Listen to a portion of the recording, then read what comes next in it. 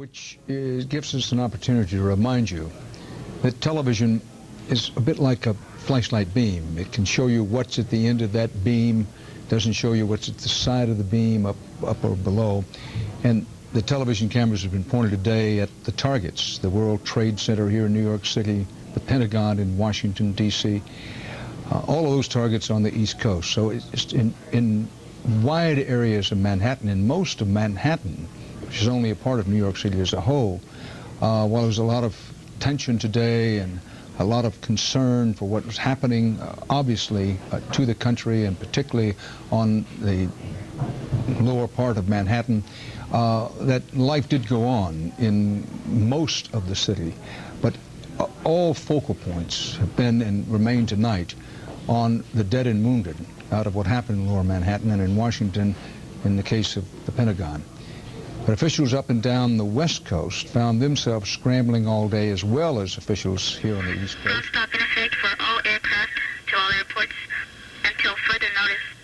Almost everyone is grounded in the United States today, even the private planes at Montgomery Field. The federal government says flights won't resume until at least tomorrow, and aviation may never be the same. That heightened level of security is something I think we will see here in the United States very shortly. Aviation attorney and consultant Robert Griscom says he's wondered for years why U.S. airport security is so loose compared to Israel's El Al airline.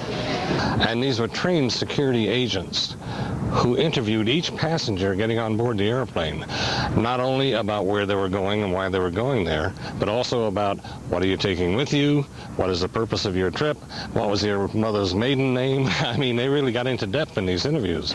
And Griscom says there's more security at the gate.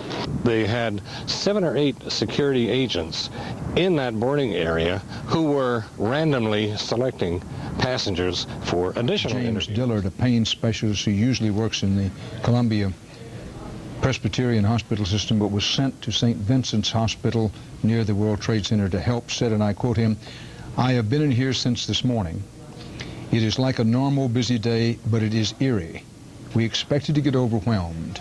It is surreal inside, but there are no sick patients. I think so many people are dead. It's a bad sign that there are no mass casualties, meaning wounded. The doctor saying he sees a lot of dead people, more dead than wounded.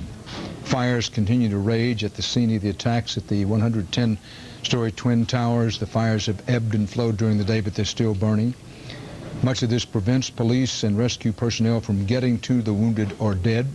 This is according to witnesses on the scene and our own CBS News correspondents. There are believed people trapped in the rubble, the debris from the collapse of the 3 buildings at the World Trade Center, the 2 Twin Towers, and then World Trade Center building number 7. But police, firemen, and other rescue workers have been unable to get to most of those people who are known to be trapped in the rubble. How many of them? In the meantime, here are some facts about the World Trade Center towers that you might not know. They were built between 1969 and 1973 at a cost of $750 million at 110 floors, about 1,362 and 1,368 feet. They were the world's tallest buildings for only 12 months before Chicago's Sears Tower was built. Now, there were 97 passenger elevators and 6 freight elevators. In addition to the Twin Towers, there were 5 other buildings located on that plaza. The buildings are owned by the Port Authority of New York and New Jersey. About 50,000 people worked at WTC on a typical day. It was a major hub for subway and train stops. About 500 international companies were housed there, including a shopping center and many restaurants. And in February of 1993, you may remember that a terrorist car bomb exploded at one of the Twin Towers, killing 6 people and injuring more than 1,000 others. The bombing caused $300 million in damage.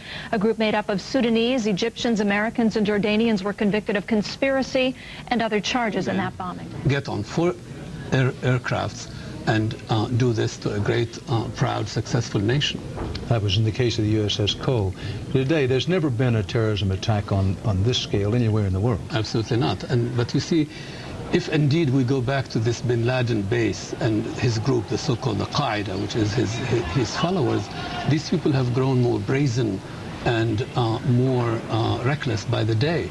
The first attacks, to the extent that we can pick up his trail, were the attacks against the U.S. embassies in Nairobi and Dar es Salaam, then the attack on the USS Cole, then this. And we've made threats, and we have targeted bin Laden.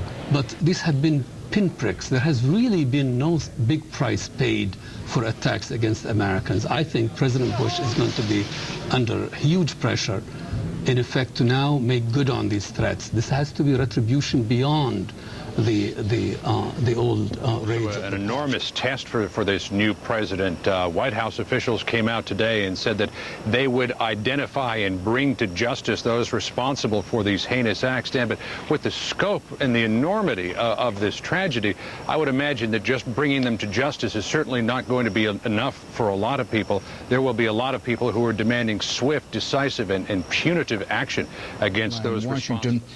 It's now being said by the top Republican on the Senate Judiciary Committee, Senator Orrin Hatch, that there were some intercepts of some information that he says, quote, included people associated with bin Laden who acknowledged a couple of targets were hit.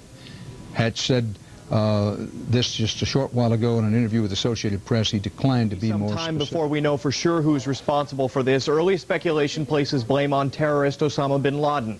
With that in mind, Muslim groups across the country and here in San Diego are concerned about becoming the victims of retaliation.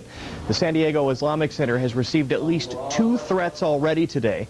The center's director wants San Diegans to know that Muslims consider this a tragedy. They don't support terrorism or violence in any way. First of all, that is a coward act, and it's an act of terrorism that we condemn it regardless who is behind it. And I believe this is the opinion of every Muslim, every decent human being.